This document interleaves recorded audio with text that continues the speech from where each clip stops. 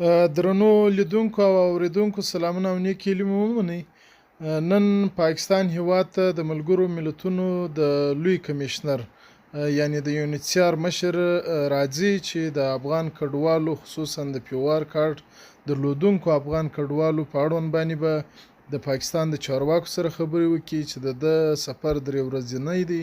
لومړی ځي خیبر پښتونخوا ته، هلته به د افغان کډوالو حالت د نږدې څه وګوري، د افغان کډوالو د استازو سره هم لیدنه او کاتل لري. بیا به د هغه څه وروسته اسلام آباد ته ولاړ شي او په اسلام آباد کې به د افغان کډوالو د مشکلاتو پر حل باندې د پاکستاني چارواکو د مرکزي حکومت سره خبرې وکړي.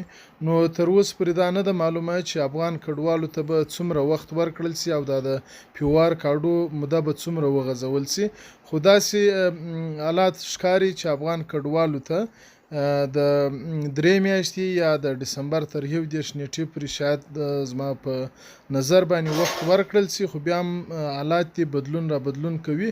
نو خدای پاک دې وکړي چې زموږ د افغان کډوالو ټول مسایل په نظر کې ونیول سي او زموږ د افغان کډوالو ته یو داسې پالیسي یا کړنلاره جوړه سي که دلته وخت ورکول کیږي او که په وطن ته د بیا ستنېدو دپاره وي. زموږ حکومت هم باید افغان کډوالو ته غېږه خلاصه کړي او دوی ته خصوصا د مځکې په ورکړه او د سرپناه په جوړولو کې د یونیسیار او ملګرو ملتونو په تعاون سره باید زموږ د کډوالو ته دا زمینه مساعده سي تر څو خپل هیواد ته ولاړ سي.